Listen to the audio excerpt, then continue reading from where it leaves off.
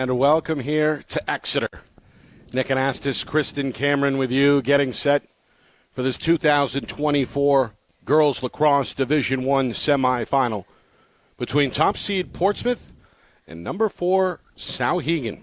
It's also round number 3 between these two teams. They split the regular season series at 1 apiece and now meet with a chance to punch their ticket to Tuesday night's championship game where Bishop Girton awaits. The Cardinals earlier tonight knocked off Bedford by a final score of 14-11.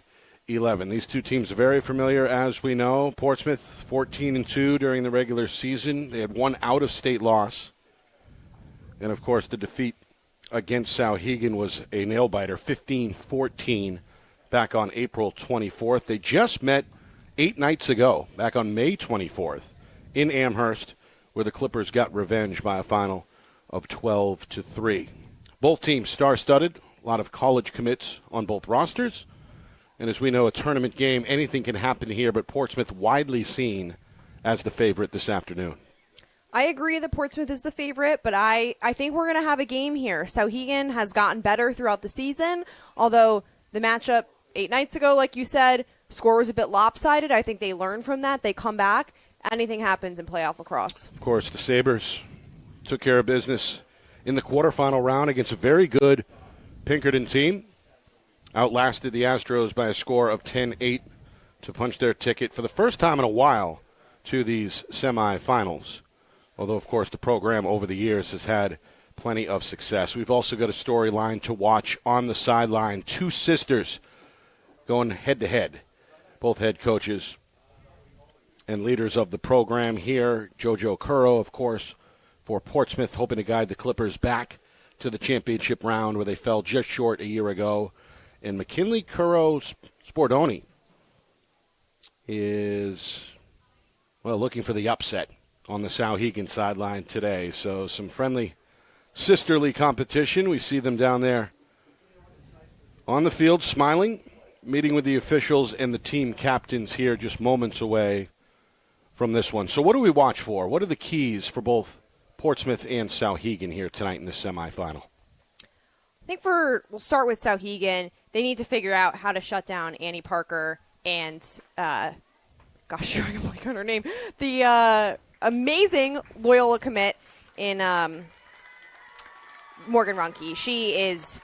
She's unbelievable. She has just only gotten better throughout the season, and shutting them down is going to be challenging, but they're going to need to work on it. And then for Portsmouth, I think it's balancing that offense. They, need to figure out how to get other players in the mix. I wouldn't be surprised if we see some face guards, which has been very popular throughout the last few games that we've watched. So it's going to be a battle. And I always harp on draw controls, but every position matters. Stick check occurring right now. And, of course, both teams feature two talented goaltenders as well who could factor in at times tonight. Got a good crowd. Still pretty hot outside. It was mid-70s earlier for the Bedford BG contest. The sun starting to dip towards the tree line, but still temperature well above 70. Some of these shadows starting to draw along. Turf field here at Bilball Stadium, of course. And I can personally attest it's pretty hot down there at field level. Does that factor in at all, or do you think the anticipation of the game, some of that adrenaline, may top the weather conditions, so to speak? I think adrenaline is always a factor, but I would say even more so than that, heat paired with not much substitution going on that we've been seeing. A lot of these players are playing, the full 48 minutes. The two-way midfielders are running up and back the field, logging miles, and so that fatigue can really play a big factor. And then the teams with that more depth, better endurance, we'll see that play out tonight.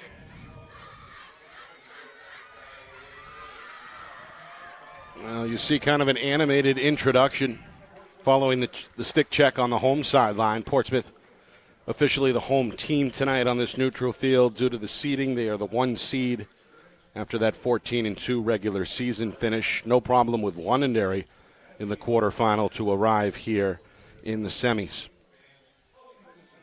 And I believe we have a new trio of officials with the same alternate official that we saw from the first semifinal. The crowd continuing to file in. The parking lot is packed. Some of the folks sticking around after the Bedford BG game, but for the most part, it's new spectators here for the second semifinal.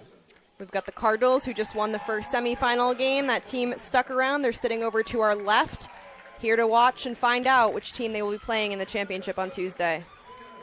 And now the Souhegan starters being announced. Shadows starting to draw long across the field here as we're well past now the bottom of the 6 o'clock hour.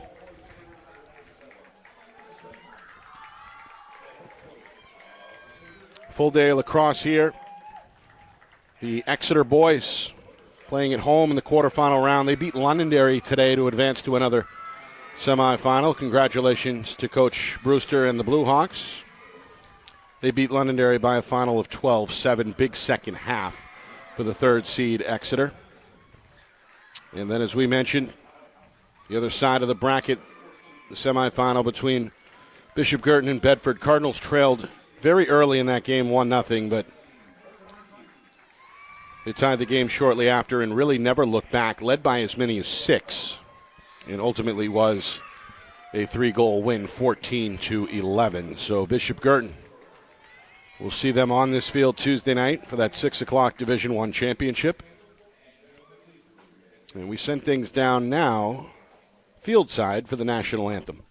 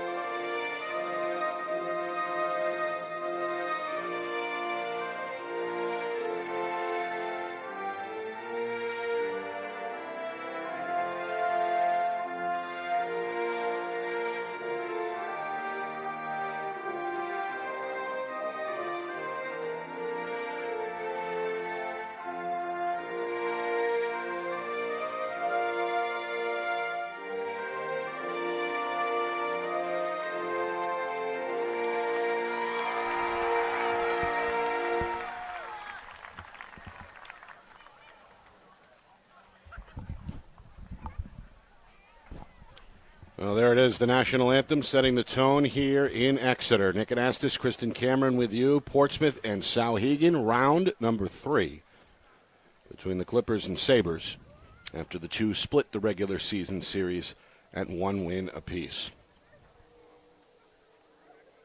Well, Portsmouth came up just short in last year's championship. Of course, they were dominant for years at the Division II level, made the jump up, and proved that they could do more than just hang with D1 competition. Did lose in the final round by a final score of 14-10 over Bedford, but certainly similar to BG, unfinished business for this group of ladies here in 2024. They are a championship caliber team. Watching them all season, they've just continued to get better, play as a unit, really impressed by how they move the ball and involve players on offense other than just Runke and Parker. A really well-coached team who very eager to make a championship run at the D1 level. So bragging rights on the line for both head coaches, of course, sisters. Souhegan's McKinley Curro-Suberdoni and JoJo Curro on the Portsmouth sideline. Souhegan in their road blacks as the number 4 seed here, the white lettering and the gold trim. Portsmouth in the home whites. White jerseys, maroon shorts, and letters. Clippers look to attack in this first quarter from left to right. Souhegan will counter from right to left. 3 officials on hand here, another on deck, just in case. And a big crowd here at Bill Ball Stadium for this semifinal. Souhegan looking to shock the state as they did earlier in the regular season. The only in-state opponent to beat Portsmouth. Trying to do the unthinkable and do it a second time here. And they've got the horses to do it for sure with 5 different college commits on the roster. Morgan Runke, you mentioned her, Kristen, in the pregame, making an impact right off the jump here as she comes away with possession. And the Clippers here on trip number 1 looking to score early. Through the middle, not a whole lot of room to operate there for Lily Patterson, but does draw contact, and now Patterson with a golden opportunity from 12 meters out. The whistle comes 30 seconds in. Patterson charges and scores up top. Able to beat the goaltender, Emma Crispin. And just like that, the top seed is out in front 1-0. That was a quick one, and again, we're seeing very early on what free positions can do for a game. Offensively, they're a huge opportunity. You can strategically draw those free positions, and defensively, really important to play clean defense and minimize those fouls in the 8-meter critical scoring area. So the free position shot factoring in. And now the Clippers look to make it 2 in a row in the circle.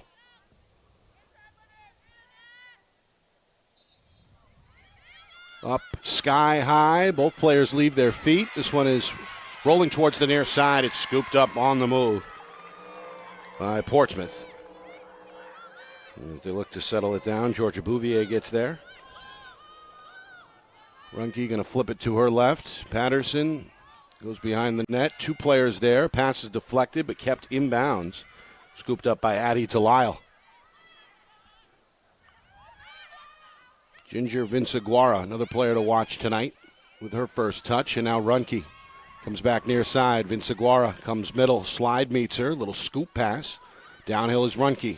Trying to tiptoe away from 2 defenders. Behind the cage it goes. Delisle surveys her options. Trying to dodge and weave out of trouble on that far side is Bouvier. Back near side for Delisle.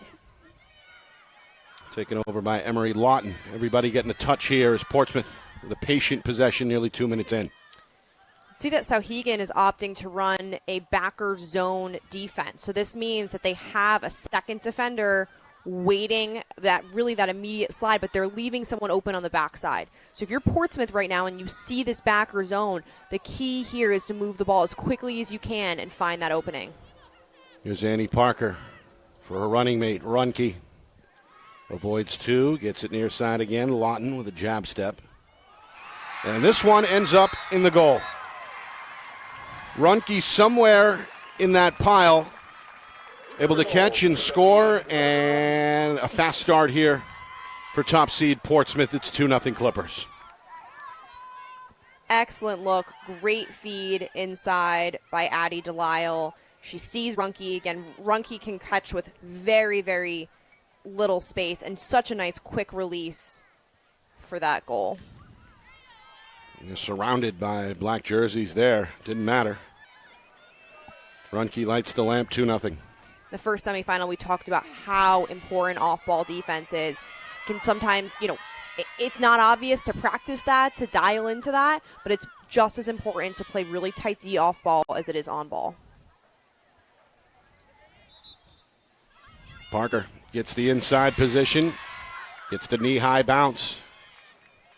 Portsmouth now 3 for 3 in the circle. Trying to make this a 3-0 game here, just over 2 minutes gone by. Open near the net and cashing in for Portsmouth is Georgia Bouvier. Well, it seemed like collectively the defense a step behind there. Good ball movement leads to a high percentage shot, and it's 3-0 just like that.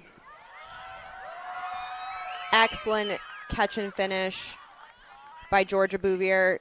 You see her defender is just caught ball watching, and she's able to get in underneath both defenders and really sneak one in.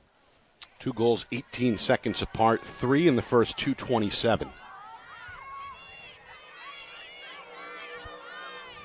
So Souhegan hoping to stop the bleeding here with their first win at the Circle. Players will reset. It's Libby Kennedy in the Circle for the Sabres. Against Parker, that's been the matchup so far. This one in the air, bounces off the head of a stick, and Souhegan gets to it. Kennedy helps her own cause, and now her team on the attack for the first time.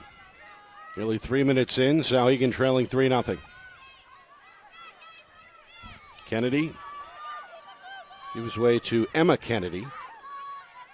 Emma the elder, one of the captains on her way to UNH. Gets it back here near side. Bodied up by Vince Aguara.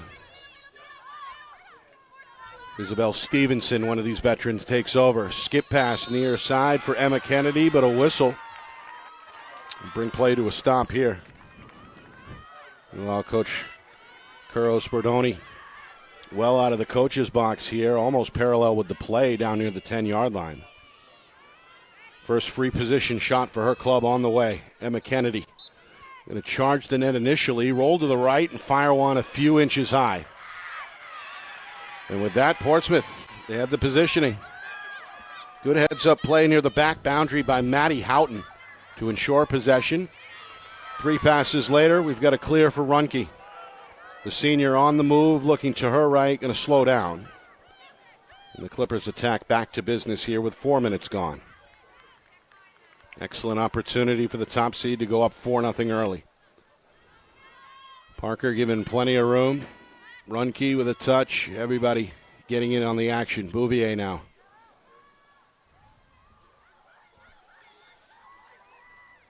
After those first few quick goals, Souhegan has changed their defense. They're now in a man-to-man defense, looking for those 1v1 matchups. Runke takes advantage, fires on the move, but that one is wide. It's backed up by Delisle, who puts it in play.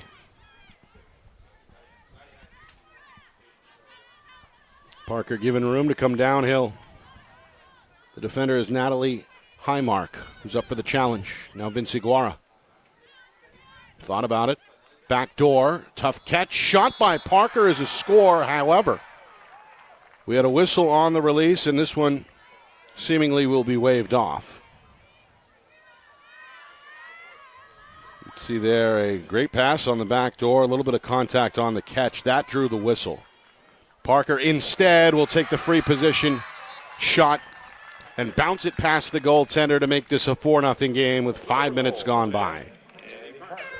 Call off her first goal, and Annie Parker says, no problem, I will just score again.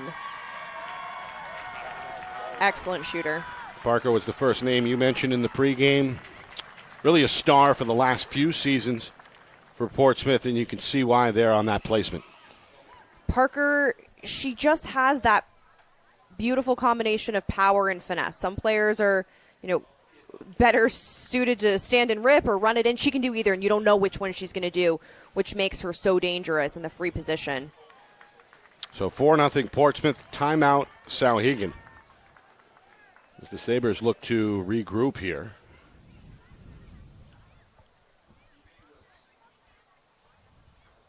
Early on, it's been an advantage for Portsmouth at the Circle, something to watch really in every lacrosse game, but the Clippers more often than not this year, as they've had that advantage. They've had it early in this first quarter as well.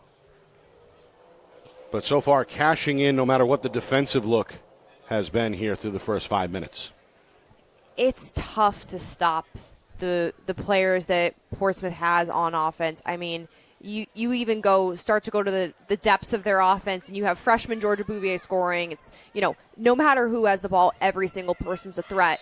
And, when you're a defense and you can't key in on just one person, we aren't seeing any face guards, they know that everyone on that offense is a threat. Well, as you mentioned, kind of a zone look early, switch to man. Really all the tricks being thrown out through the first opening few minutes, but as you said, against this Portsmouth team, it can be pick your poison. You try and shut something off, a player off, and then here come the rest of them. The Sabres clearly came prepared with a game plan with multiple options. They know this Portsmouth team very well. They've scouted them, they've played against them multiple times, especially, with their most recent matchup being only just over a week ago. They know this team, and so they know what they have. It's just a matter of figuring out, can we stop them? It starts with the draw control, limiting the possessions that they have on offense. So back out of the timeout. This one heads straight up in the air. Parker had the inside track initially. Now we get a whistle. A good play there by Natalie Heimark for Souhegan, as the Sabres win the second with the help of the whistle. Just the second offensive trip here for the number 4 seeded Souhegan Sabres, looking to get on the board, trailing 4-0. Little two-player game on that far wing. They're going to reverse it now near side, knocked down. Good gamble defensively by Vince Aguara, who gets to the ground ball as well. Vince Aguara coming down the middle, past midfield, inside the 30 now before she's going to pump the brakes on the near wing. Excellent read there on that knockdown. And the Clippers again prevent the shot. Souhegan, it's not registered a shot on goal yet. Here's Parker. Goes around one defender, flips it off. Shot, though, won't get through. It's swallowed up by the defense. Allison Jordan, one of the captains headed to Endicott, was in the right place at the right time. Sabres get a beneficial whistle and now try to escape their own end on the clear. Up ahead for Emma Kennedy. Turns on the gas, gets inside the 30. Passes low, but collected on the move by her sister, who bounces it home for the score.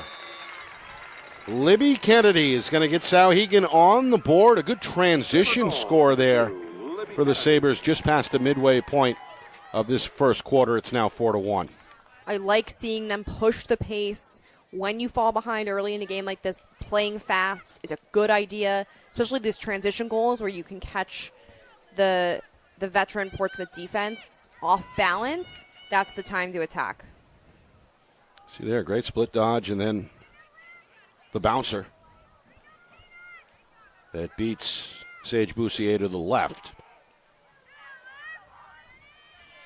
So Souhegan, after surrendering the opening 4 goals, they get themselves on the board, get a little momentum here. We're back within 3 with still 5:34 to go in this first quarter. Portsmouth won the first 3 draws, Souhegan the last 2.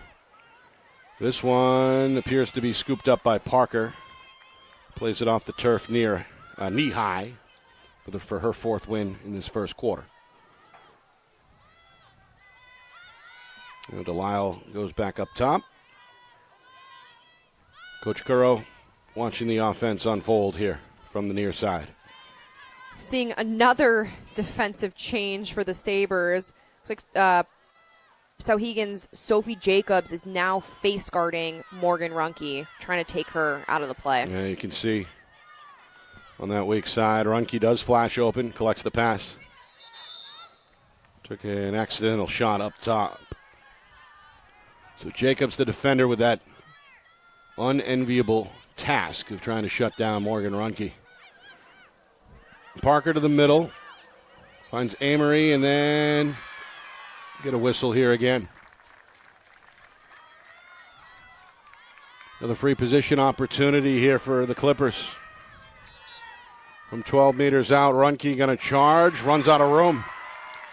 First save of the day for Emma Chrisman. Took it right out of her stick.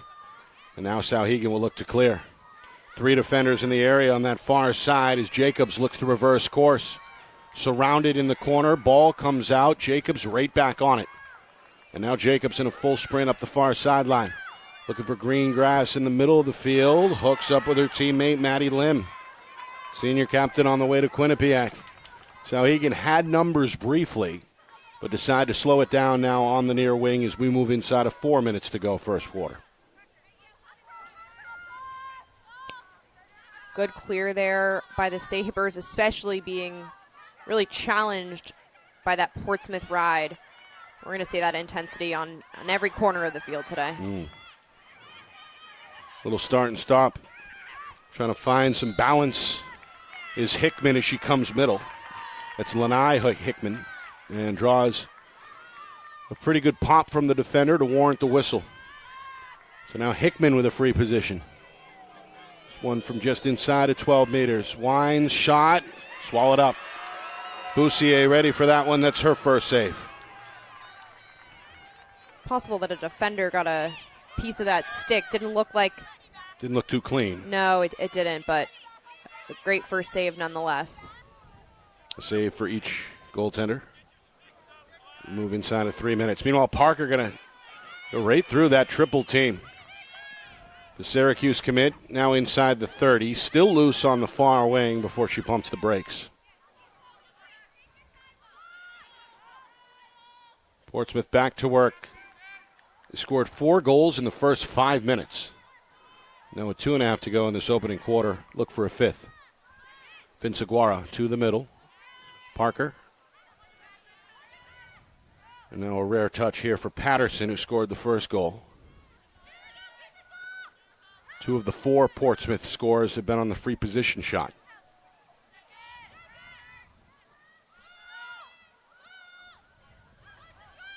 Runke trying to get open, but good job shadowing her by Jacobs. Vince Aguara will have a shot. Comes to the middle, split dodge, and scores. Well, that was a rifle. Ginger Vince Aguara showing you what she can do. It's 5-1 Portsmouth. What a shot from Vince Aguara there. She shoots from just about the 8-meter through traffic, is still somehow able to get her arms away from her body and finds that inside right pipe. Great placement on the move. If you're Souhegan, you're probably not expecting her to shoot that from there. But now you know she's a threat from anywhere inside the 8. Yeah. One of several threats on the attack here for Portsmouth. As they've scored now, Kristen, 5 goals on 5 different scores. Still a minute 52 to go in this first quarter. Well, Parker back in there to face off with Libby Kennedy.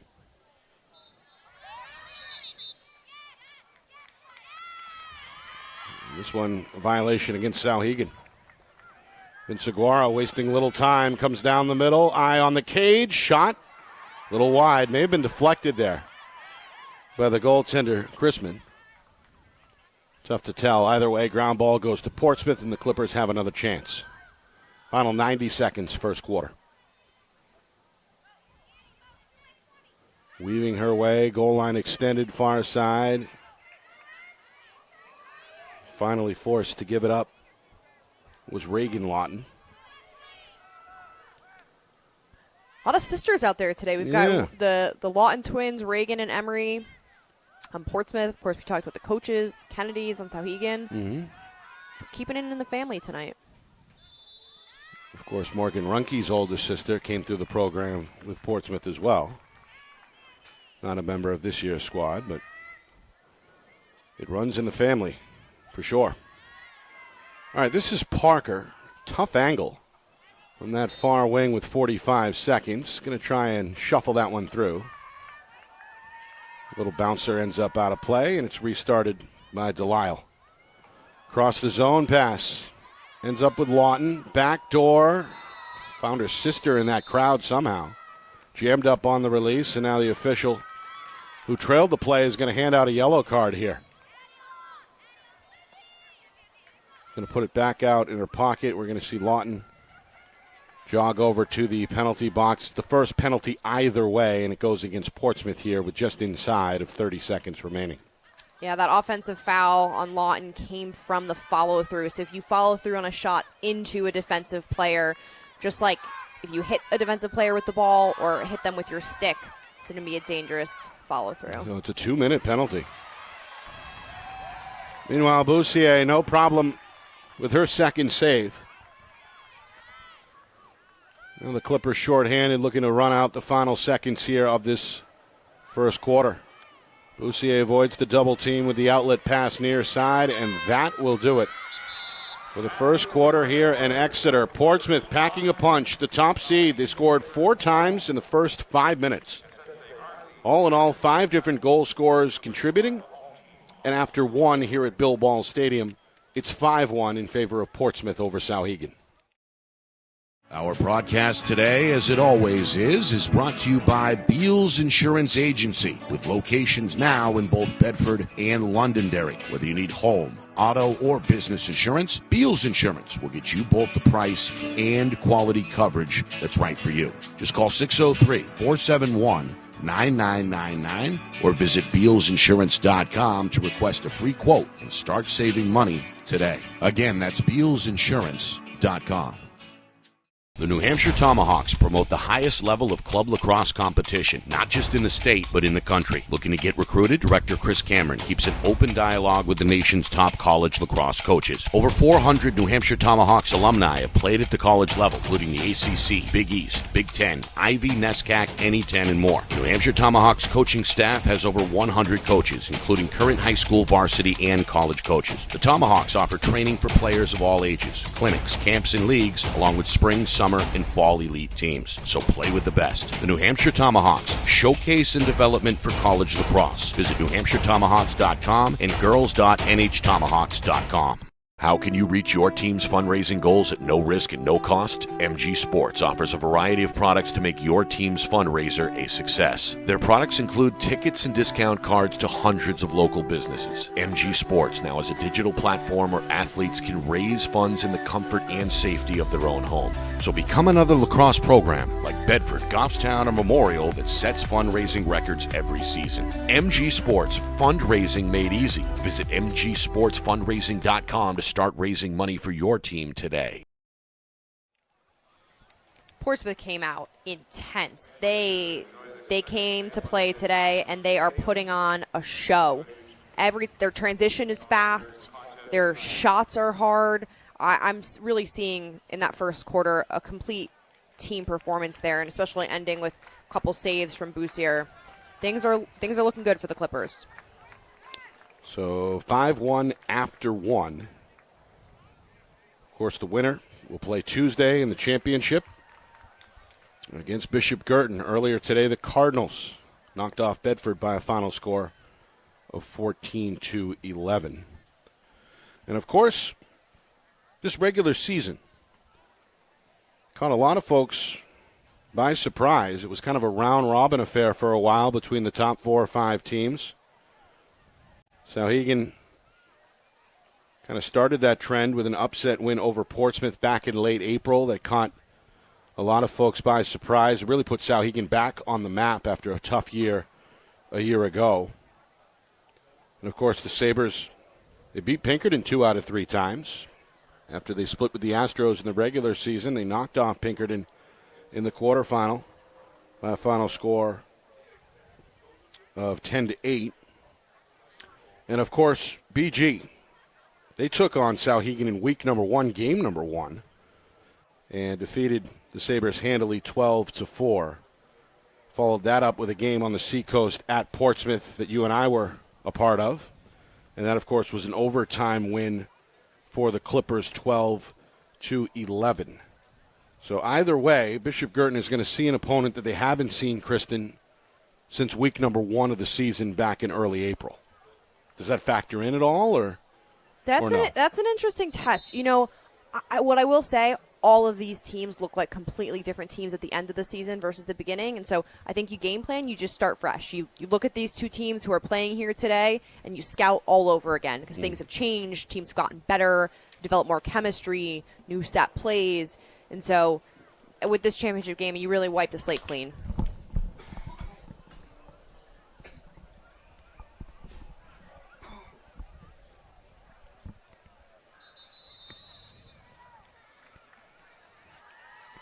Well, both teams, taking their time in the huddle here to begin this second quarter. Kind of an extended break down there.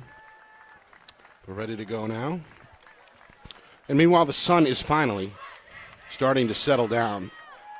In behind the tree line, we're seeing the shadows grow on this turf field. And a great crowd, as we expected. And really, every time I look down here from the booth, it gets a little bit bigger here. That's been the case throughout the afternoon. And a strong student section for both schools represented well here. Looks like Portsmouth traveled well, as they should, being practically a home team here. A short trip from Portsmouth High here to Bilbao Stadium. And those same fans hoping to make the same trip come Tuesday night. 5-1 Portsmouth after one. Second quarter set to begin. Team switching ends. Same matchup in the circle that we saw exclusively in the first quarter. Libby Kennedy of Souhegan against Annie Parker of Portsmouth. This one is blown dead immediately. And we'll redo as that one did not get shoulder high.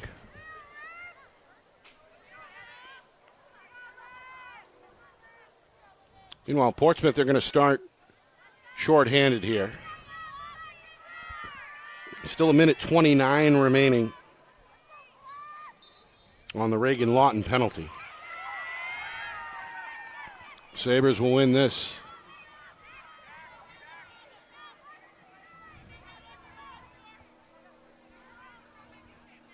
Well, not too many shots on goal in that first quarter for Souhegan.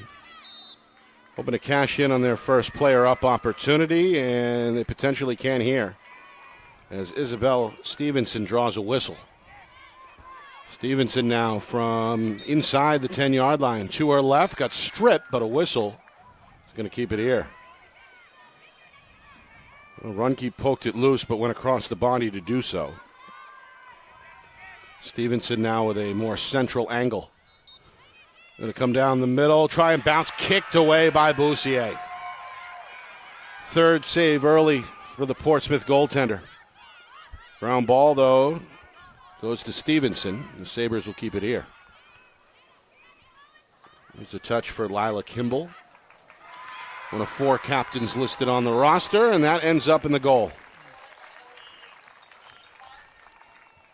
Great. So Natalie Highmark giving credit there, the American commit, with a man-up goal to make this 5-2.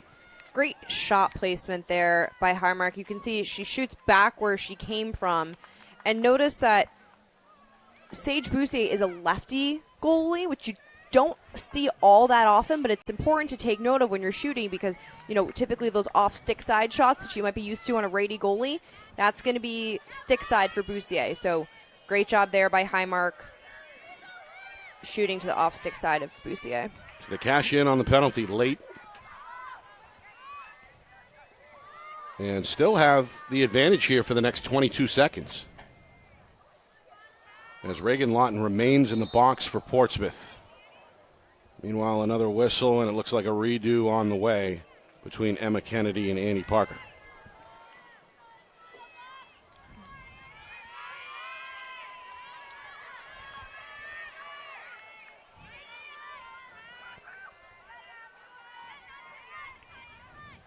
Parker has gotten the better of the matchups so far, winning 5 of the 8.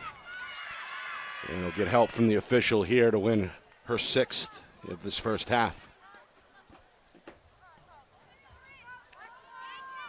Meanwhile, Vince Aguara unchallenged here near side.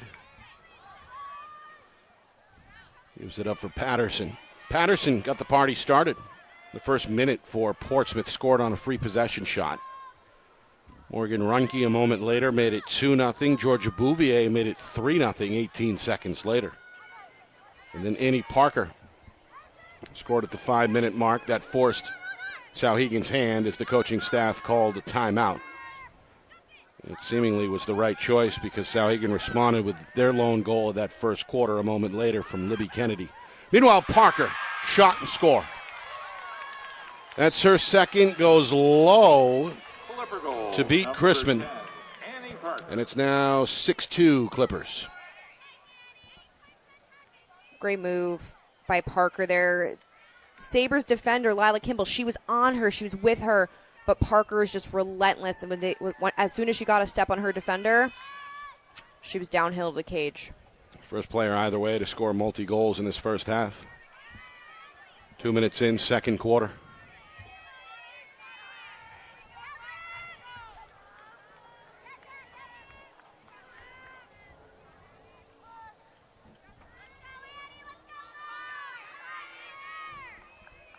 So Parker, Syracuse bound. Tries to keep it alive. Vinciguara in the mix for Portsmouth as well. And this one tipped to Runke, who eventually plucks it. Parker now 70% in the circle in this first half. Good wing play there. And now Portsmouth looking for their largest lead here out in front, 6-2.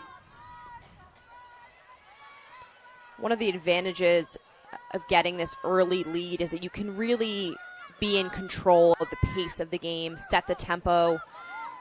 You get this lead early and you can start to relax a little bit, have a little bit of fun. As we've seen, though, 4 goals can swing very quickly the other way. So important to find that sweet spot and still play hard. Meanwhile, a number of passes here on this possession. Patterson challenges the defense and draws a whistle. Took a hit up high. And now Patterson, who cashed in on the free position shot in the game's opening minute, hoping to do so again here. From 12 meters out, she's going to wave the stick, going to charge right down the gut and score. Well, Lily Patterson brought the fight to the goaltender there, kept the shot up high. It's her second. It's the third collectively for Portsmouth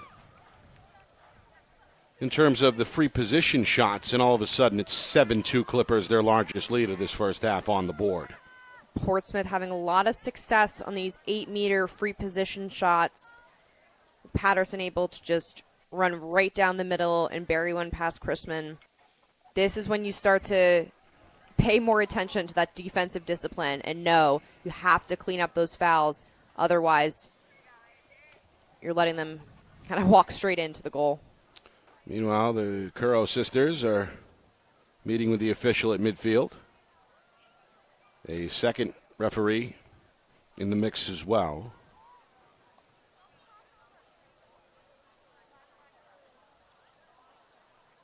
But both head coaches seem satisfied with the referee's explanation, whatever it was.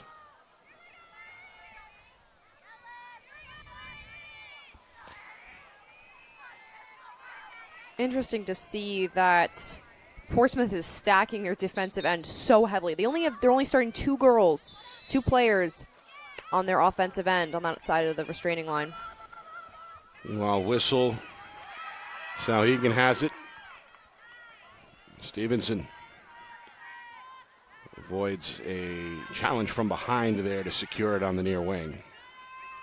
And now the Sabres look to operate on the far side. Libby Kennedy has one of the 2 Sabre goals.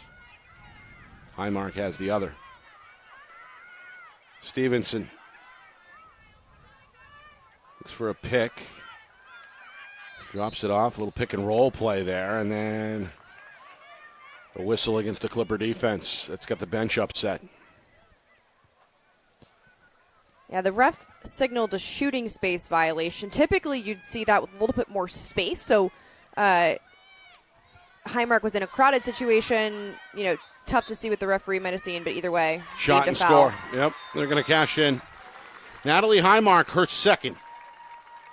And it comes at a good time for Souhegan. They draw back within shouting distance at 7-3. So giving Portsmouth a taste of their own medicine there with the free position score. As we see their great placement down low to beat Boussier. Good shot placement. Boussier, she's seeing the ball, though. She was just a split second late to that one, but she saw it. She's reading it. So I expect to see some more saves from her. 7-3 Clippers.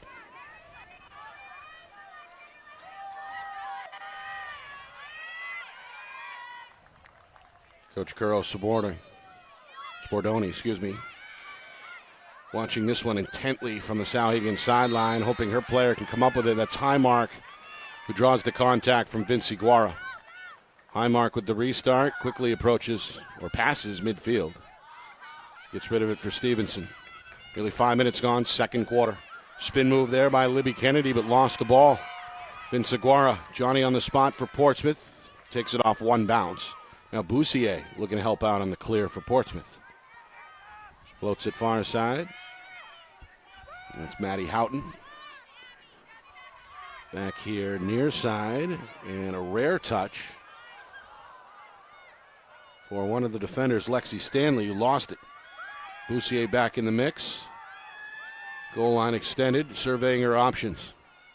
Portsmouth has been pretty good on the clear, but this one, a tough challenge from the Souhegan ride. They nearly come up with the turnover, but a whistle gives it back over to Portsmouth. Nearing the midway point, second quarter. Clippers still trying to fight their way out of their own end. To the middle, look out. Pretty good whack there, draws the whistle. And now I believe, we're going to get another one against Souhegan here. It looks like a penalty. Game's second penalty, first against Souhegan. Comes against Lene Hickman. Yeah, Hickman there called for an extension into the body. The refs are looking for two things there, the horizontal stick and the extension of the arms. And if you do both, you're in potential yellow card territory. Coach Carosa Bordoni didn't like the call. He does not like the fact that her team is now shorthanded here. Clippers with a player up. Opportunity for the first time here. Inside of 6 minutes to go until halftime. Lawton backdoor shot, kicked away. Good save by Chrisman, her second. Ground ball goes to Souhegan near side, and a little bit of a violation there defensively against Runke. That gives Souhegan the room they needed. Quick restart. And now venturing inside the 20 is Emma Kennedy. Looks for a cutter, and there's the shot and score from Libby Kennedy. Emma to Libby. We saw that earlier. We see it again here. We're just outside of 5 minutes to go in this second quarter. Souhegan hanging around as they cut into this Portsmouth lead, now 7-4. Souhegan also not showing any hesitation to go to goal, even though they are a player down. They had an opportunity on the offensive end in transition, and they pushed it, and incredible player down goal for the Sabres.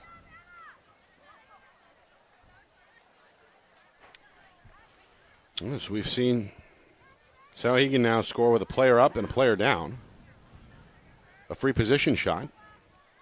Portsmouth on the other side with 3 free position shot goals in this first half. They've been led by the senior Annie Parker, but it's been a balanced approach, which is what you were looking for during the pregame show, right? Morgan Runke has been face guarded, but plenty of help in this first half.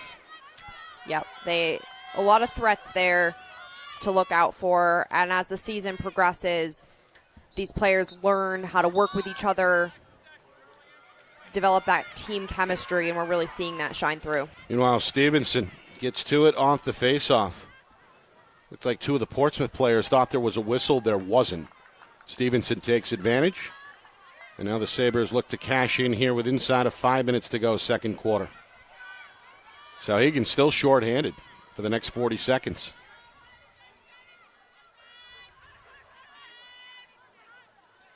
Well, what's Portsmouth doing here defensively with an extra man? Yeah, they're opting not to really challenge and double. You see, Parker was the player who wasn't marked up. Well, they find the open player eventually. It's Abby Gianetti. Open for a split second there. Souhegan finds her. She scores near the net to make it 7-5. This is the closest Souhegan has been since it was a 2-0 game in the opening moments. And Coach Jojo Curro has seen enough. It's the Clippers call for time here with 4:33 to go in this first half. A 2-goal difference on the board, 7-5. Portsmouth still out in front. Yeah, we saw in that defensive set there, Portsmouth opted not to double the ball, even though they were a player up. Parker would have looked like the one to double, and since she really plays, she's a two-way midfielder, plays the entire game, they didn't want to tire her out. So I do believe that was strategic. However, they didn't take the Sabres seriously enough that they would be challenging and going to goal despite being a player down. And I like the intensity that I see from the Sabre team, especially 2 player down goals is pretty unheard of. Especially just 42 seconds apart. All of a sudden, Souhegan has reeled off 3 in a row. They trailed early on 4-0. First 4 goals from 4 different players for Portsmouth through the opening 5 minutes. Sabres did get on the board. Libby Kennedy, first of 2, with about 5 minutes and change remaining in that first quarter. Gingy Vinciguara became the 5th different Clipper to score in that first quarter, and that was our tally after 5-1 in favor of the top seed. But Souhegan, after trailing by as many as 5, they've scored 3 straight. Highmark has scored twice. Libby Kennedy has scored twice. And just a moment ago, Abby Gianetti crashes the party. Souhegan still shorthanded for the next 21 seconds. And we'll see what kind of a direction this thing turns at the circle. Portsmouth looked like they were dominating early, winning 7 of the first 10. But Souhegan is starting to turn things around there as well. That's definitely contributed to this momentum shift, is winning those draw controls, having those additional possessions have really fueled their comeback. And this has been the matchup throughout the first half. Libby Kennedy for Souhegan, Annie Parker for Portsmouth. Up in the air it goes. Kennedy tipped it, but it's Vinciguara on the wing who makes the ground ball play for Portsmouth. Haven't seen the Clippers on this end in a while here. Trying to put a stop to the 3-0 run from Souhegan. Meanwhile, a whistle away from the ball. Officials look at one another.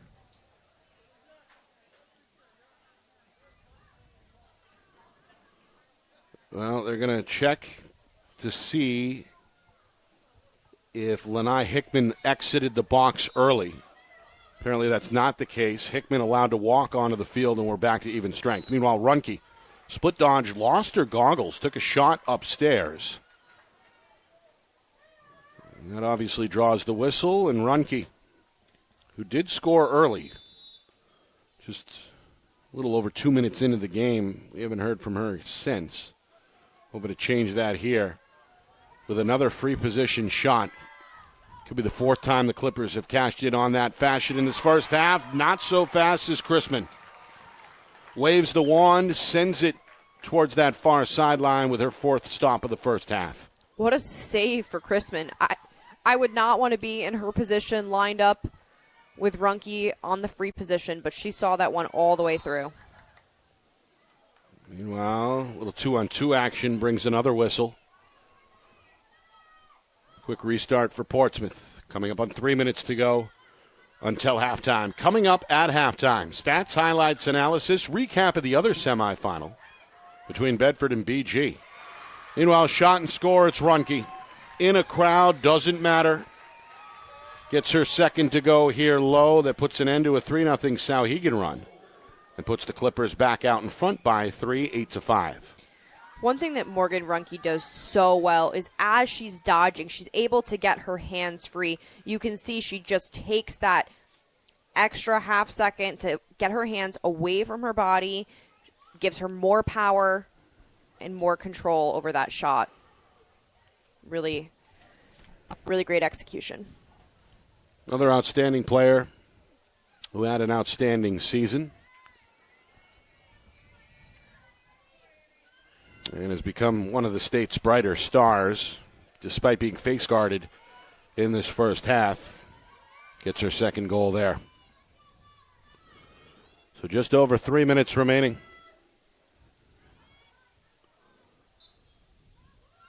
Up in the air. Well, Parker thought she had it. Stevenson batted it away at the last second and gets to it. Another ground ball for number 1 in black, who has been active in this first half, Isabel Stevenson. So Souhegan back to work. Scored 4 of their 5 goals in this second quarter. The attack looking for another is Kimball, one of the captains. Shot there, saved by Boussier. Been pretty even in net, wouldn't you say, Kristen? It has been. Both goalies are seeing the ball really well, especially getting to those low shots. Unofficially, I've got each with 4 saves. Meanwhile, Runke gets to the ground ball, tries to secure it for Portsmouth, and does so via the whistle. So Souhegan turns it over. And as we come up on 2 minutes to play in this first half, the Clippers are going to take their time trying to come out of their own end. This is Abby Stacy, one of the defenders, surrounded by black jerseys, draws the whistle. And now Maggie Conklin in a full sprint near side, hasn't touched the ball much. But makes a great clear attempt here.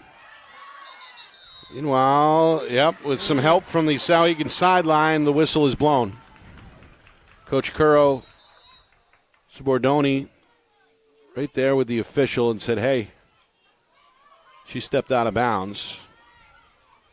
So a good job there by the Souhegan Ride to wrestle possession back here for the final 80 seconds.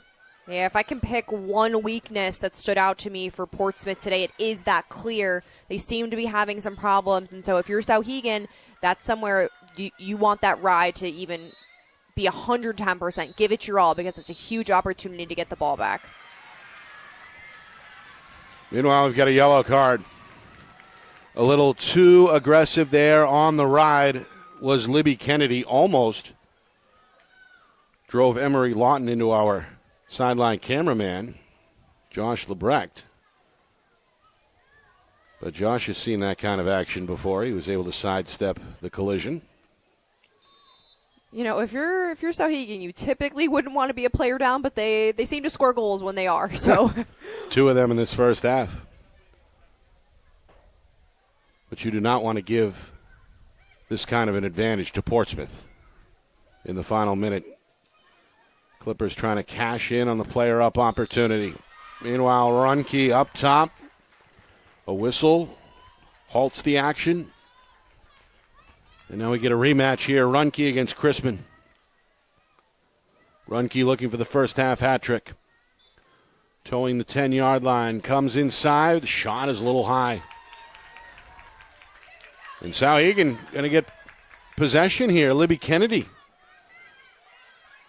Not Kennedy, rather. I'm sorry. That was Eva Stiles who had the superior position by the boundary. And now another challenge here for Souhegan as they look to work out of their own end. Hoping not only to cross the 50, but to get a shot off here to beat the final seconds on the board. We got 15 to go. Full speed shot up high. Emma Kennedy able to fire on the run. It'll stay here with 12 seconds even remaining. Excellent ball movement in transition for the Sabres. They had players in the right positions, and that's what allowed them to get this ball upfield. Well, apparently there was a whistle on the shot attempt. So now Emma Kennedy with a golden opportunity to score with 12 seconds remaining. Going to pass on the shot initially, then offer up a challenged fadeaway that ends up a few feet wide. We're down to 4 seconds. Quick restart. They look for a cutter. They find one in traffic. A backhanded offering by Stevenson ends up wide, and that will do it for the first half here in Exeter. So far, so good for the top seed. Portsmouth showed that they mean business. Scored 4 goals in the first 5 minutes, set the tone. Souhegan, though, to their credit, able to fight back to keep this thing close. It's 8-5 at halftime here at Bill Ball Stadium. Coming up, we'll take a break, calculate the stats, go over some of the highlights, and take a look back at the other semifinal played on this field earlier today between Bishop Girton and Bedford. Got a quick halftime as well. Usually 10 minutes, only 7 due to the late start, so don't go anywhere. Back in a moment, 8-5 Portsmouth. You are watching the 2024 NHIAA Girls Lacrosse Division I Semifinals. Right here on Friday Night Lights and Action, broadcasting in conjunction with the NHIAA Press Network.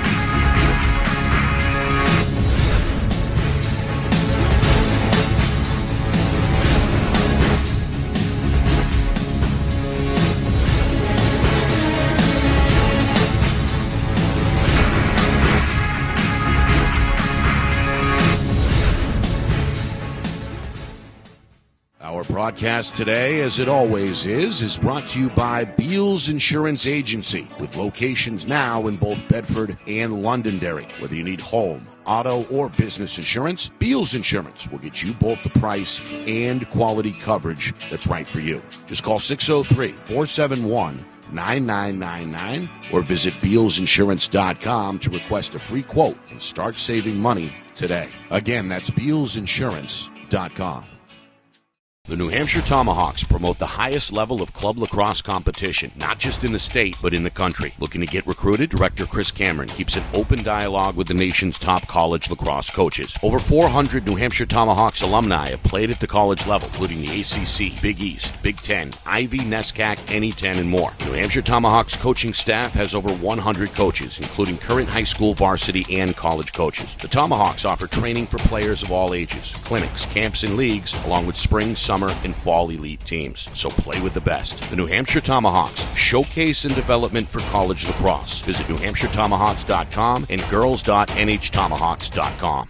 How can you reach your team's fundraising goals at no risk and no cost? MG Sports offers a variety of products to make your team's fundraiser a success. Their products include tickets and discount cards to hundreds of local businesses. MG Sports now has a digital platform where athletes can raise funds in the comfort and safety of their own home. So become another lacrosse program like Bedford, Goffstown, or Memorial that sets fundraising records every season. MG Sports, fundraising made easy. Visit mgsportsfundraising.com to start raising money for your team today. Start of the third quarter here in Exeter. Nick Anastas, Kristen Cameron with you. The 2024 NHIAA Girls Lacrosse Division I semifinal. Portsmouth with an 8-5 lead as we begin this second half. Of course, the winner will play on this field Tuesday night against Bishop Girton in the Division I championship game. Clippers in possession here. Got out to that very quick start. 4 goals in the first 5 minutes from 4 different goal scorers. Caught Souhegan perhaps by surprise, but the Sabres in that second quarter able to score at 1.3 unanswered to make this a close contest yet again. Portsmouth, their largest lead early in that second quarter, was 7-2. Part of the big reason has been the play of Emma Chrisman, as we see another save there. Chrisman unofficially with 5 to her credit so far tonight. And that one just as big as the others that we saw in that first half. Excellent save to start the first half. Look out as Jacobs gunned down from behind. Speaking of Jacobs, did an admirable job there in that first half trying to, quote-unquote, shut off Morgan Runke. Runke, in the end, got her numbers, 3 goals in that first half. But nonetheless, a pretty good effort by Jacobs overall for Souhegan. Yeah, certainly a tough task and could have been more than 3 goals, without removing her from the play via that face guard. One of the ways that Runke's been able to score is off those free positions. So that'll be a key for the Sabres to clean up those fouls. Well, actually, Runke only had 2. I guess I was thinking the third may have come on that free position shot, but it was, in the end, stopped by Crispin. So Runke officially with 2 goals for Portsmouth in that first half. Annie Parker and Lily Patterson with 2 each as well. And then for Souhegan, it's been Libby Kennedy. Her 2 goals have led the way. Natalie Highmark scored her second goal late in that second quarter just before halftime as well. So some of the players who have stood out here today for both teams. Meanwhile, Libby Kennedy, after taking a pass from behind the cage, draws a whistle on that far wing. And now with a tough angle free position opportunity here with 2.5 gone by in the quarter. Comes middle and got stripped from behind, but that again draws the ire of the official. So same deal here on a redo. A little better angle here just inside the 10-yard line. Libby Kennedy again had it knocked loose from behind, and again we get a whistle. It's got some of the Clipper fans upset here. Yeah, I'm not sure I agree with some of those calls there. Just, looking at the way that Kennedy's hanging her stick. Seems like she's exposing her stick. I don't see from here anything dangerous or towards the body, but regardless, she's taking her third free position in a row. And scores this time. Third time's the charm. Third goal for Libby Kennedy. And Souhegan trying to re-spark that momentum that we saw for a while back in the second quarter. They strike first here in the second half. Just over 3 minutes gone by. All of a sudden, it's a 2-goal game yet again. Credit to Libby Kennedy there, although it took the third free position for the goal to go. The first time that she drew a shooting space foul was very intentional and strategic on her part. She caught the ball, pump faked, and was able to draw that shooting space call.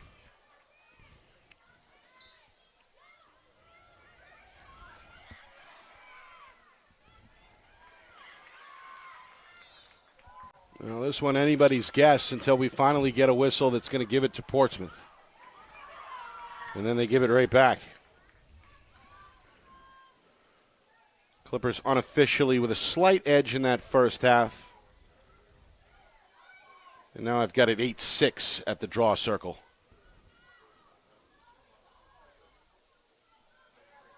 Coach Curro Spordone saying slow it down. So he can attack, looking to oblige as they go now behind the cage. Stevenson somehow got free, shot, turned away by Boussier. That's her fifth save for Portsmouth. Now we get another whistle, and it goes back to the Sabres. And Coach Curro Spordone going to walk all the way down goal line extended here as she sends two of her own players behind the cage. Trying to see what was called there. I'm thinking Boussier may have covered it outside the crease. And that would be a reason for a turnover. 4.5 gone by, third quarter. So he get a chance to make this a one-goal game here. Again, this was 4-0 Portsmouth just 5 minutes into the first quarter. Some folks thinking blowout. Souhegan is hung tough, but they're going to give it back to the Clippers here. That's got the Portsmouth sideline excited. Coach JoJo Curro raising her left hand, saying go, go, go, and she's watching her star, Runke, come down the middle. Runke with a jab step, keeps going to her right. Drew the attention of four players there before giving it off to Delisle. Now Vince Iguara will cycle it left side for Parker, who says let's calm it down.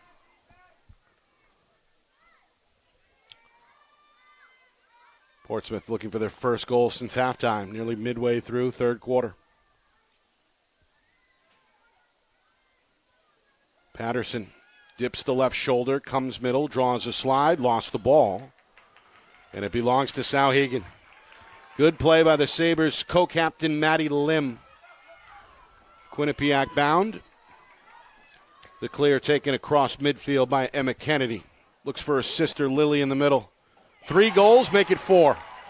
Goes upstairs to beat Boussier, and all of a sudden it's a 1-goal game at 8-7. I like what I see from Souhegan right now, pushing it in transition. And while Maddie Lim did come up with that ground ball, credit to Isabel Stevenson on the other end for causing that turnover. She has really stood out to me today as a player who's giving that extra effort, intensity, hustling everywhere on the field, and it is paying off. Yeah, Stevenson does not have a goal, but to your point, is factored in just about every other aspect that we've seen tonight. She's been really scrappy on the draw circle, and yeah, just those hustle plays. So another big face-off coming here midway through the third quarter.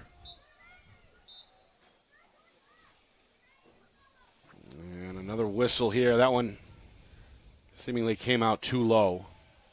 And we'll do it again. You hear the coaches yelling from the sideline, she's not going up. Coaches looking for the refs to assign blame to one of the players rather than just calling it a redraw. Both players do need to pull the stick in an upward motion above their shoulders. Well, this one is clean. Runke in pursuit, but instead it's Kimball who gets inside of Runke to claim it. Now Kimball along the sideline, looking for a split dodge, lost the ball, recovers quickly, and avoids a triple team with a short pass up the field for Hickman. And then another whistle. This one goes against the Sabres. Not sure if that was a charge or what exactly that was. Yeah, I think there was some type of body contact. I actually thought the ball could have been going the other way on an empty stick check, but here we are again with another failed clear from the Clippers. Yeah, that pass too high for Patterson to handle. And you mentioned it. It's been this Souhegan ride, which has given the Clipper Clear their fair share of problems and have helped the Sabres to get back into this game. Hoping to cash in again off a turnover. Here is Stevenson. Souhegan looking to tie the game for the first time since it was 0-0 in the opening seconds. Down to 5 minutes to go, third quarter, another whistle. And again, a violation against the Clipper defense.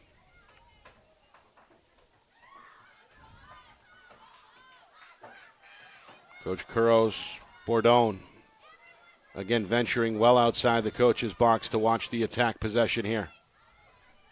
Her sister on the Portsmouth sideline, JoJo, trying to cheer on the defense.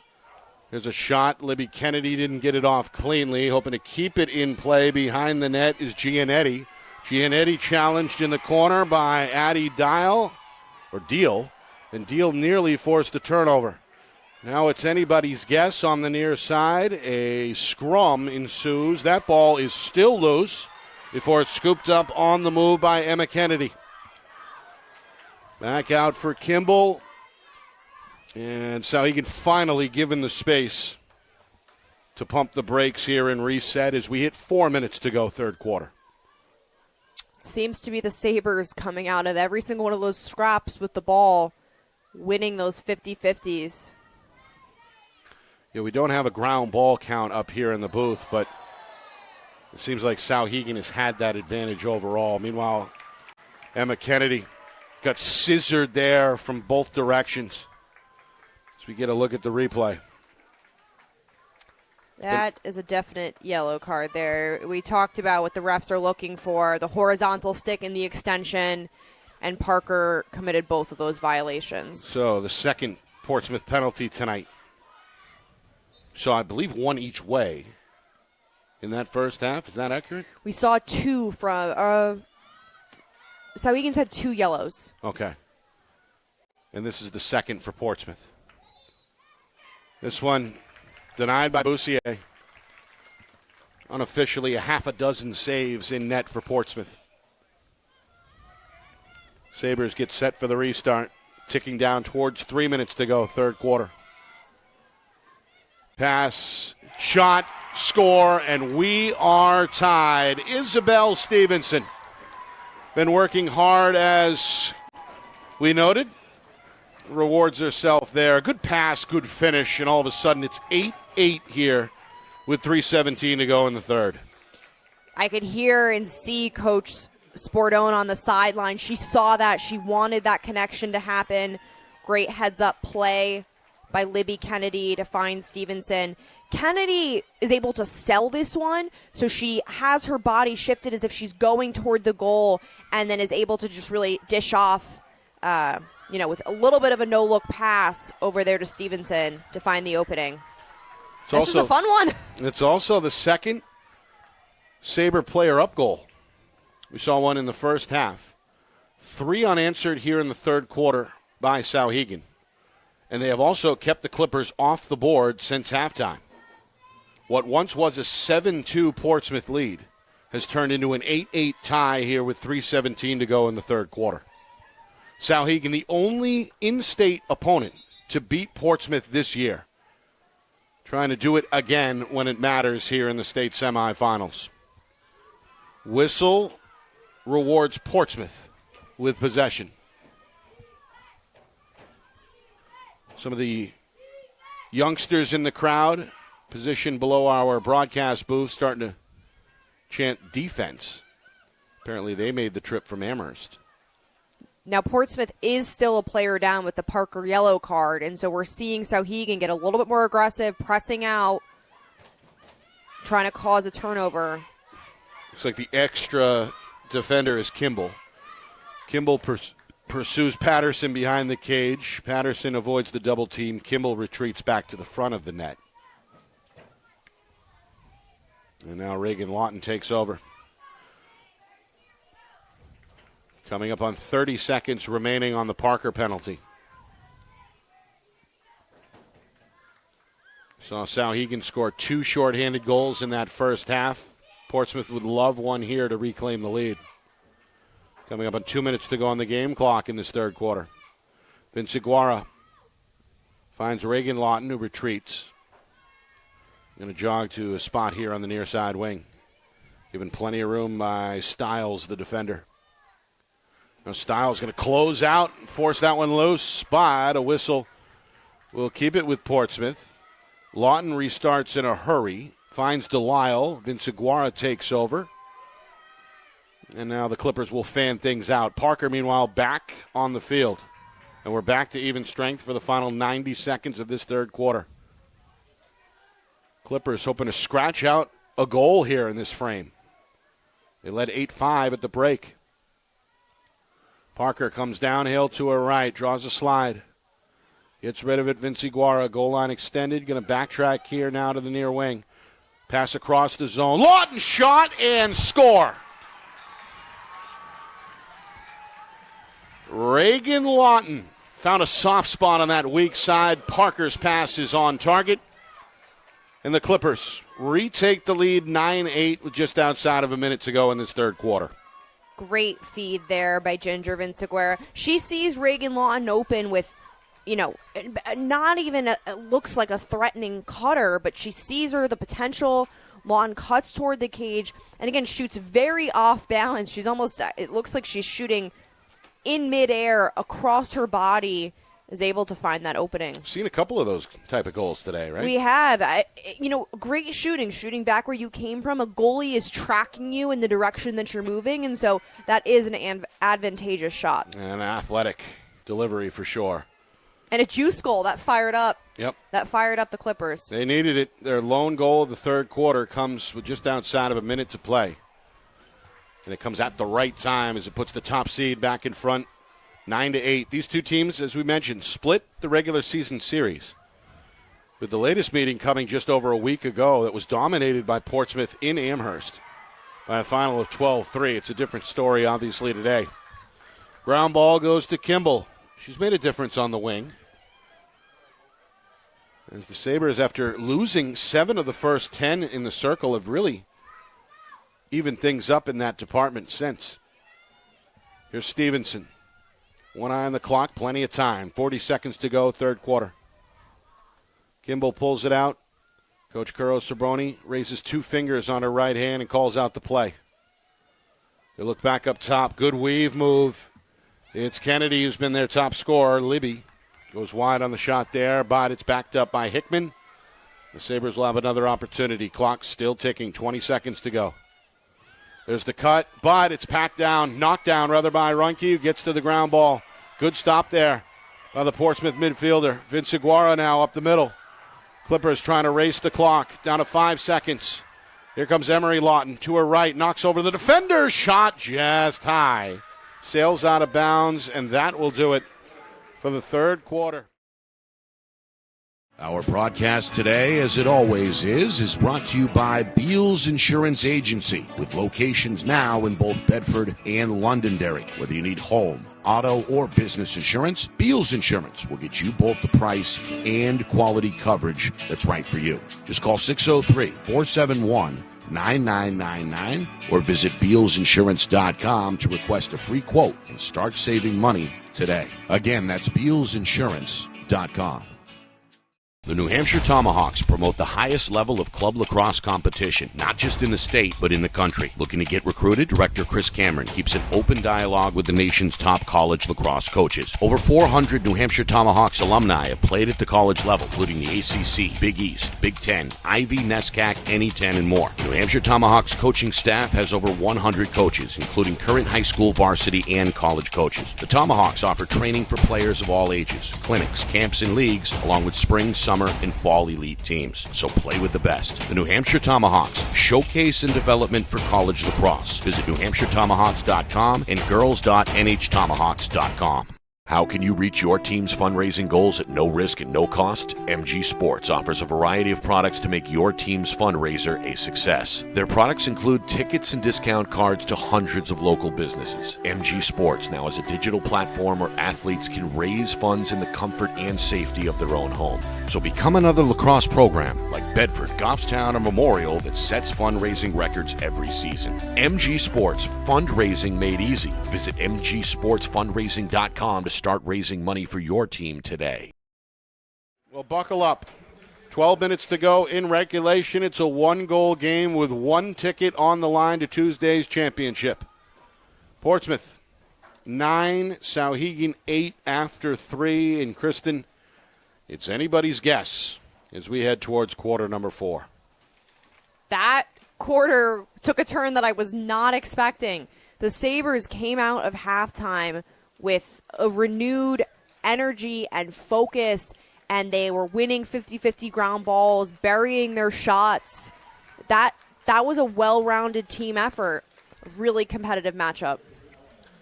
I've got the draw circle at 10-10, and I've got both goaltenders with 6 saves apiece. So you look at the box score through 3 quarters, I think those two statistics tell a lot and explain a lot in what is now a one-goal game with 12 minutes to go. I think in this break between quarters, the teams, at this point, there's not much of a strategic shift that needs to be made, right? Like the face guard on Runke is working. The Portsmouth on offense, they're finding success just dodging down the middle, finding those cutters. It's really just about focusing in, dialing in, giving everything in the tank for these last 12 minutes of the game. Well, this one could be a classic finish. We know Tuesday night's matchup could be an instant classic as well. Earlier tonight, Bishop Girton got revenge over Bedford. After losing in the semifinals to the Bulldogs last year, they knocked off the defending champion 14-11 to return to the championship round for the first time in 2 years. Will they face Portsmouth or Souhegan? Either way, it should be a good one and should be a totally different experience than what we saw back in week number 1 of the regular season when the Cardinals beat Souhegan and then lost in overtime to Portsmouth. I agree. We've seen all these teams develop throughout the season. I think watching the first semifinal earlier, BG looked like a much better team than when they played Bedford the last time only a few weeks ago. And so with these couple months that have passed by since those first matchups, I think, we start fresh here. Yeah. We start fresh. Nick Anastas, Kristen Cameron with you. Glad you could join us here on the NFHS Network. Of course, Friday Night Lights New Hampshire broadcasting in conjunction with the NFHS Network again this season. And we'll be busy next week for sure. It kicks off Tuesday night, 6 o'clock here at Bill Ball Stadium in Exeter, where it'll be BG against either Portsmouth or Souhegan on the girls' side. Then boys Division I semifinal coverage comes your way Wednesday night. 2 games, 5 o'clock, 7:15. And then we put the finishing touches on things a week from today. Saturday, June the 8th, it'll be the boys Division I championship game, 5 o'clock right here on Friday Night Lights New Hampshire in conjunction with the NFHS Network. All right, 9-8 as we begin the fourth quarter. Portsmouth, they held leads of 4-0, 5-1, 7-2, and then 8-5 at the break. Souhegan rattled off 3 unanswered to begin the third quarter. Reagan Lawton's score a moment ago in the final minute or so broke open that 8-8 tie and puts Portsmouth out in front here to begin this final frame by a score of 9-8. It'll be Parker against Libby Kennedy again. That's been the exclusive matchup. Is that Kennedy? Or have they made the switch here to Highmark? Looks like Highmark, yeah. So for the first time, Natalie Highmark, who scored 2 goals on the attack in that first half, for Souhegan. Going to try her luck here in the circle against one of the state's best in Annie Parker of Portsmouth. The lights are on here at Exeter and becoming more and more necessary as the sun begins to set as we approach the 8 o'clock hour here on the East Coast. Final 12 minutes of regulation on the board, and we are underway here in the fourth quarter, and Parker plucks that one out of the air, had it knocked away immediately, and now Parker trying to slap at it near side. It goes to Libby Kennedy. Sabres looking to push tempo. Split dodge down the middle. Shot and score for Emma Kennedy, and we are tied again, 9-9. What an awesome goal by Kennedy there. She gets the ball. She's able to get top side on her defender. She's then met by two more and just splits the middle and finds the back of the net. But I will say, all credit to the Sabres for hustling on that draw control. It wasn't won cleanly. They kept fighting for it, being scrappy. It looked at one point like Parker was going to come away with it, and they said, nope, not today. And those hustle plays are what has allowed them to claw back in this game. We were talking about earlier the 50-50 balls. That fits into that category. It's been an unofficial advantage for Souhegan, perhaps, in that realm.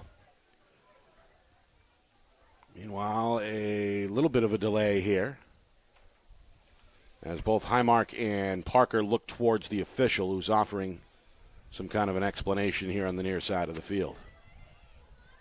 Seems like Runke and Kimball there on the circle are maybe bumping each other, pushing each other around a little bit, so he's just trying to get them to settle there.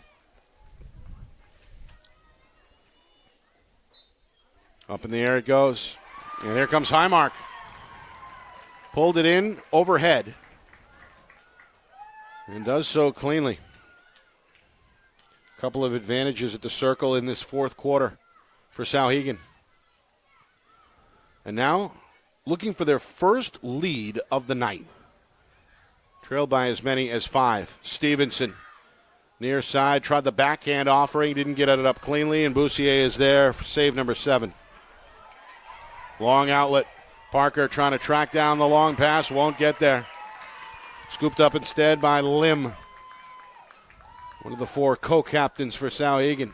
Stevenson does not see an advantage in transition, pumps the brakes. And again, the Sabre attack will look for the lead. Just over a minute gone by, fourth quarter. Great effort by Lim there to pick up that errant clear. I'd like to see the Sabres a little bit more sense of calm on offense. They rush that last possession in a game where it's so neck and neck. Have to go for the sure thing. Libby Kennedy looks for Highmark, back to Kennedy.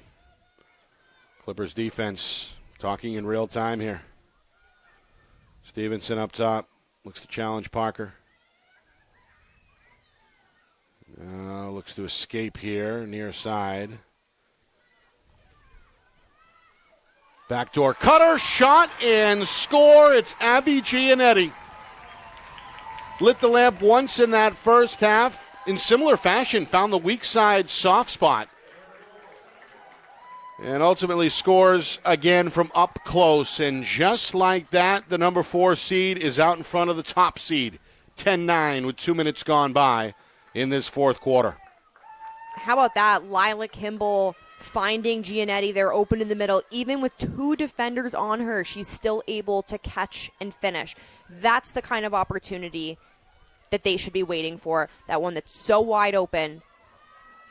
Seen a lot of good passes, especially from one side of the field to the other. That skip pass, so to speak.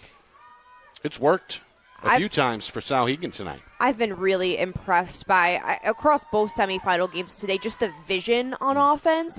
Players picking their head up, finding their teammates, having that awareness.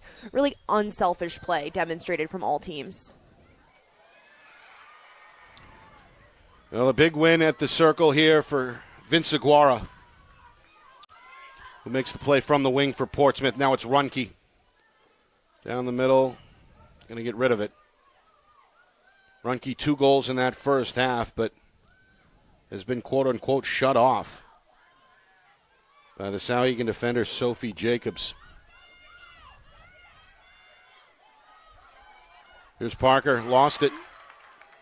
Senior on her way to Syracuse recovers. Now Vince Aguara looks for a weak spot. High mark with her step for step. Going to retry things from up top. Nearly 3 minutes in, fourth quarter. Emery Lawton.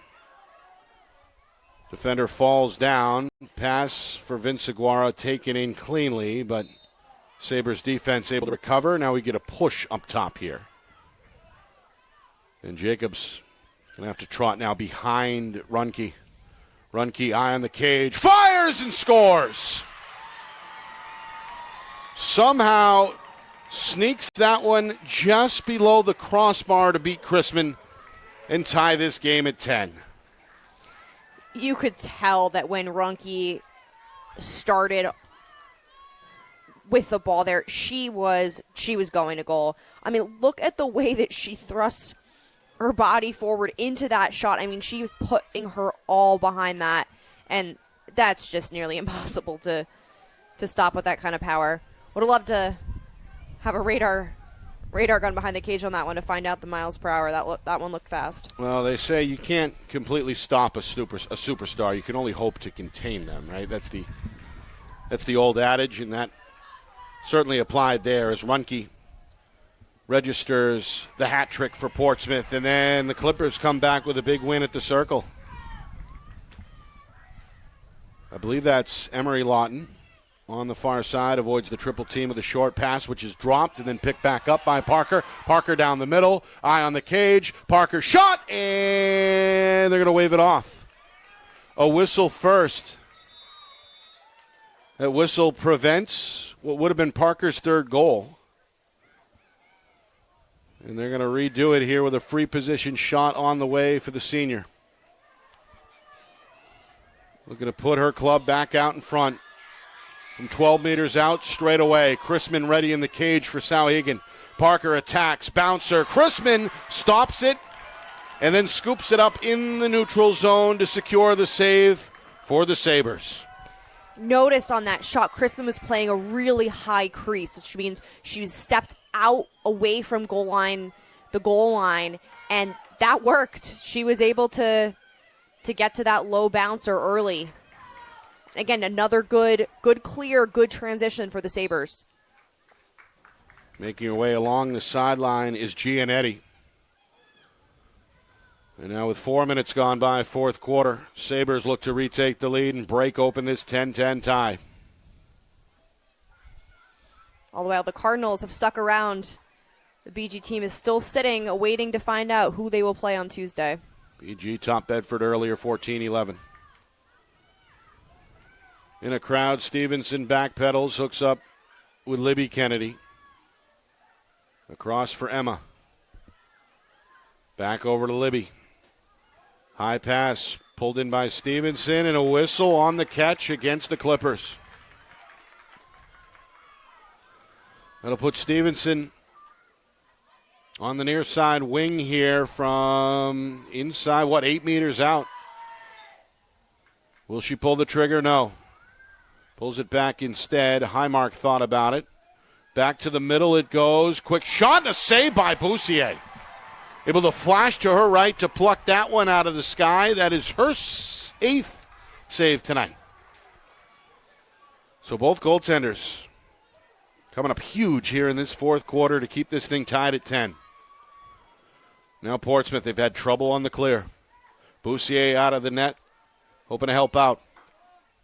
Calling for it is Reagan Lawton. Near side, 3 Sabre defenders in the area. Gets to step along the near sideline, and after crossing the 50 is knocked out of bounds. And a penalty is on the way against Souhegan.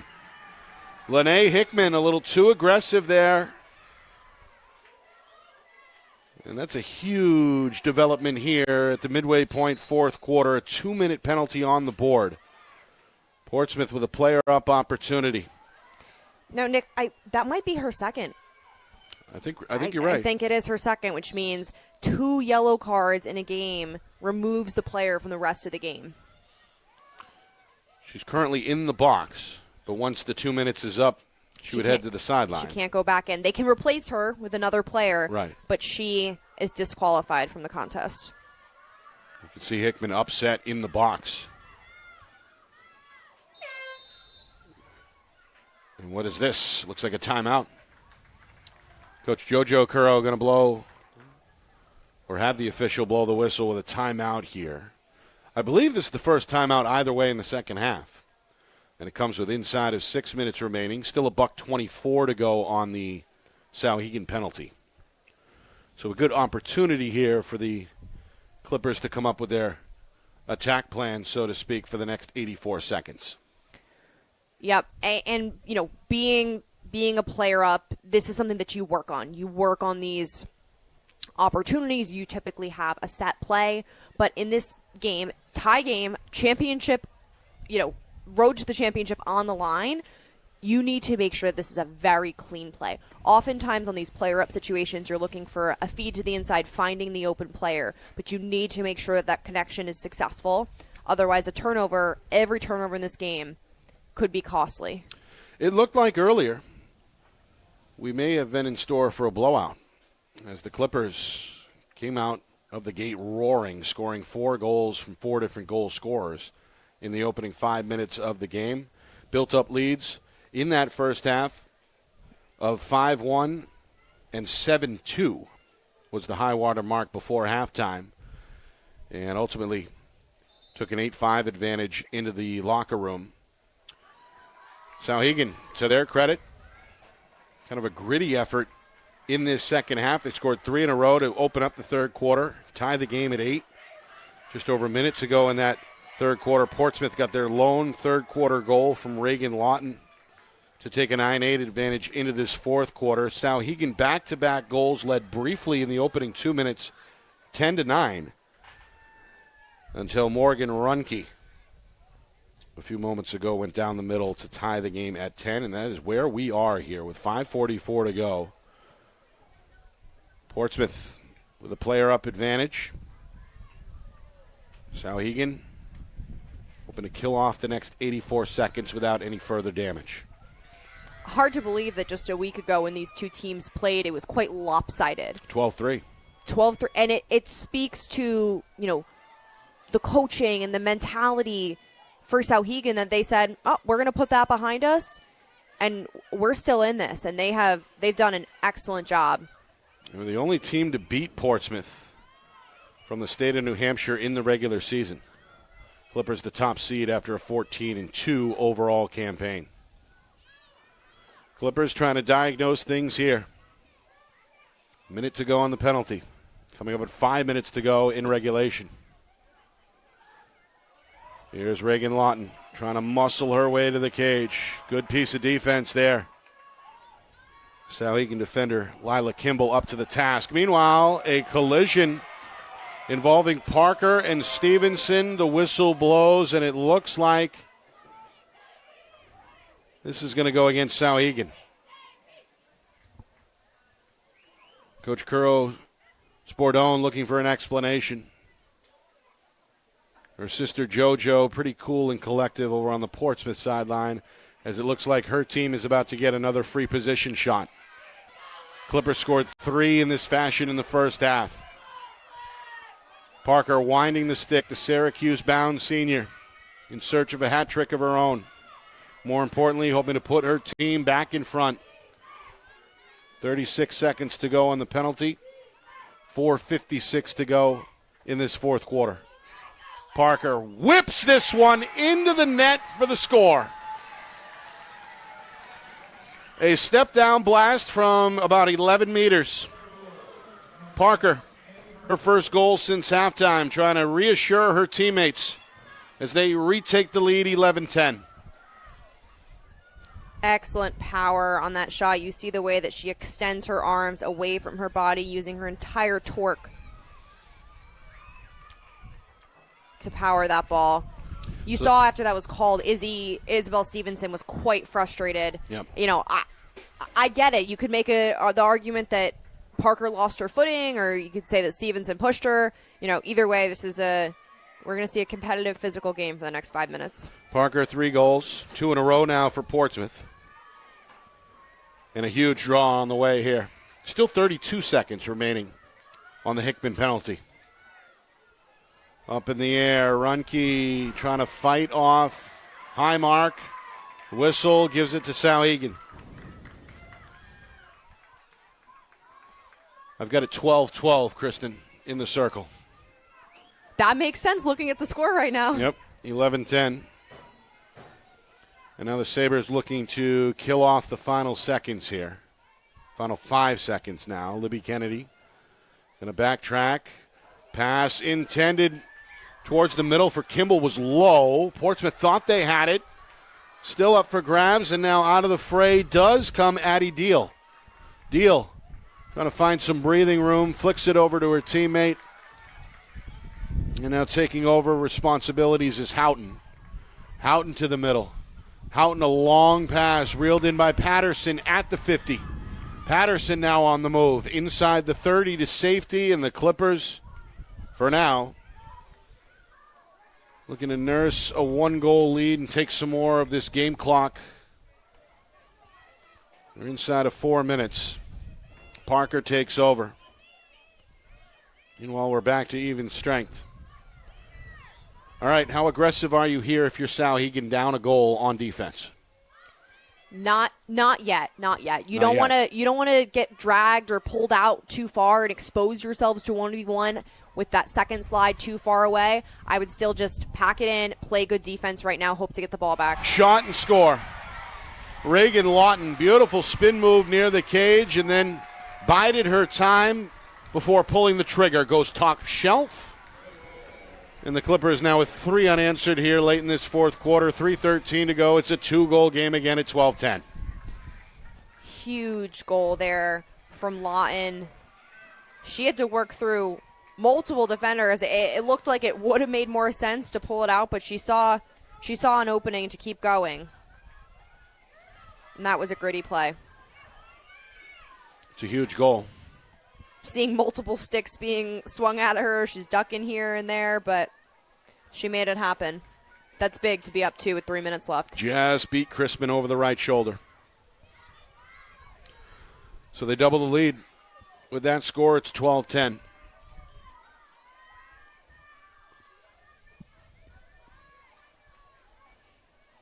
Meanwhile, Runke in the circle for Portsmouth, I believe for the first time. It had been Parker exclusively. And Runke's going to win this over Highmark. Pulls it in overhead. No need for help from the wing. Does it all herself. And now flicks it over to Parker. So, Nick, you asked how aggressive do you get? This is when you start to get aggressive. Now that you're down 2, you need the ball back. Inside of 3 minutes. To Lyle. Goal line extended. Being chased out by Jordan. If you're Portsmouth, is it basically keep away at this point? Yeah, I'd play keep away. I would only take a shot if you basically had an empty net. Of course, no shot clock in the NHIAA, as we know. 2:25 and counting. So for the Sabres, what I do right now is I lock off the adjacents. That way, they really don't have an outlet to pass to and put high pressure on that one player running around with the ball. Easier said than done, given the ball movement we've seen from Portsmouth tonight. Yeah. Got a whistle here. They're going to bring Patterson back behind the cage for the restart. Clock ticking inside of 2 minutes. BG gets the winner Tuesday night in the Division I state championship game. Meanwhile, Patterson trying to circle away from Stevenson, who's in pursuit. And what do we have here? Trying to see what the ref called there on the far side. Looks like a call against Souhegan's Allison Jordan, potentially. Well, they're going to reward Patterson with possession near side. Clock frozen for the moment with $1:34 to go. No shot here from Patterson as the whistle sounds. She's going to circle back to the near side wing as this game of keep away continues. Meanwhile, Libby Kennedy almost forced a turnover, poked it away from Patterson, but too aggressive. Now on a charge to the net, Vince Aguirre thought about it. And a penalty, I believe, away from the ball is going to come against Souhegan. It's on the aforementioned Allison Jordan. She's going to jog her way to the box. Second penalty of this fourth quarter. And it's of the 2-minute variety, of course, with 1:12 remaining. The odds really stacked against the Sabres at this point. Smart move there by Vince Aguirre. Exactly what I would have done. Pull it out. There's no reason to take that free possession shot.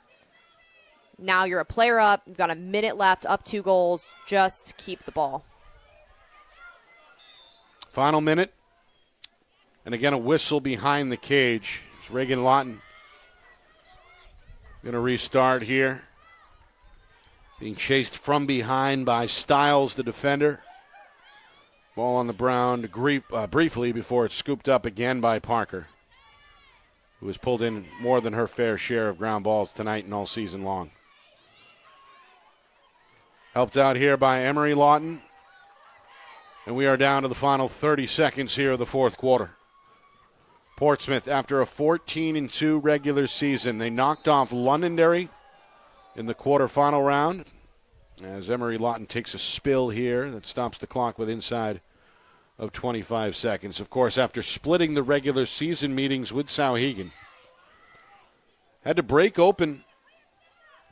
Actually had to do it technically from behind in this fourth quarter. They trailed very briefly 10-9. But it looks like they're going to close out this fourth quarter with 3 unanswered goals on their way to a 12-10 semifinal victory over Souhegan. So it will be Bishop Girton and Portsmouth on Tuesday night as Patterson adds one more at the buzzer. Whether it counts or not is irrelevant. I believe it was late for the record. Now they're going to count it, actually. So Patterson puts the exclamation point on things. 4 unanswered by Portsmouth down the stretch. And they also, Kristen, held Souhegan off the scoreboard for the final 10 minutes on their way to officially a 13-10 win. So it will be your alma mater, Bishop Girton, against the top seed Portsmouth in what was a rematch of an overtime thriller in week number 1 way back in early April. When we called that game, watched that game, I had a feeling that would be a championship. We'd get a rematch, and we have a good one ahead of us on Tuesday. Well, some shenanigans here with the final score. They're going to actually wipe out that last-second goal by Patterson, so it remains 12-10. But either way, it's a win for Portsmouth. They got a balanced approach tonight. Of course, they came out swinging with 4 goals in the opening 5 minutes from 4 different goal scorers. It was Lily Patterson, Morgan Runke, Georgia Bouvier, Annie Parker in that order, all striking before Souhegan could get on the board. Libby Kennedy, huge day today for the Sabres. She did score that initial goal for Souhegan before it was answered a moment later by Ginger Vince Aguirre. 5-1 was the Clipper lead after the first period. Natalie Highmark got things started with a man-up opportunity. Cashed in for Souhegan to make it 5-2. Then back-to-back goals from both Parker and Patterson made it 7-2. And that was the high-water mark for the Clippers in the first half. Souhegan strung together 3 in a row. Highmark a second. Libby Kennedy a second. Then Abby Gianetti. Both the Kennedy and Gianetti offerings were shorthanded. 7-5, things tighten up. Runke scores a second time. 8-5. Was the Clipper lead at halftime. Then Souhegan, their longest run of the night, came early in the third quarter.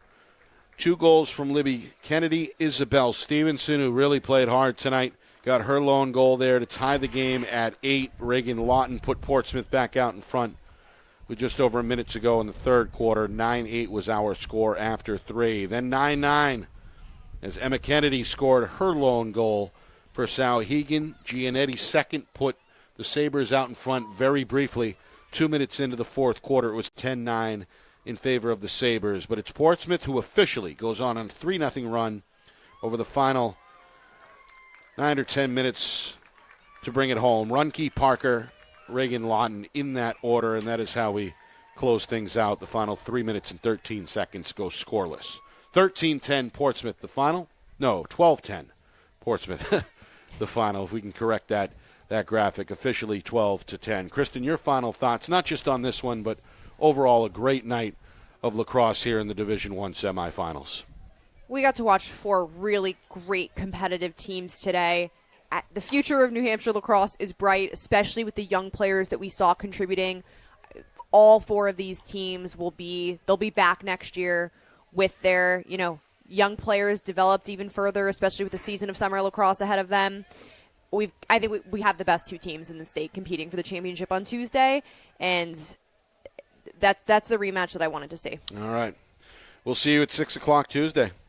A few folks to thank here tonight. Of course, Bill Ball, the general on the ground here in his namesake stadium.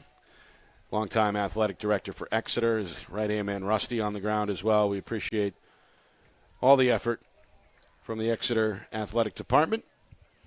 And, of course, our friends over at the NFHS Network, Don Boyle and crew. Love working with them each and every season. And look forward to more broadcasts in conjunction with the NFHS Network this week. Of course, our guys on the ground, Josh Lebrecht, putting himself in danger there momentarily in the second half tonight. And then up on the roof, Matt Beals providing the overhead shots behind the lens of the main camera. The whole thing, of course, orchestrated by the man behind the curtain, our director, Ben Beals, back at the Beals Insurance Studios. And, of course, the whole thing overseen by the big man in the big chair, executive producer, Steve Beals. For my partner, another bang-up job by Kristen Cameron. My name, Nick Anastas, saying so long. Final score, final time, Portsmouth 12, Souhegan 10. We will see you on Tuesday. This has been a presentation of the 2024 NHIAA Girls Lacrosse Division I semifinals here on Friday Night Lights, New Hampshire, broadcasting in conjunction with the NFHS Network.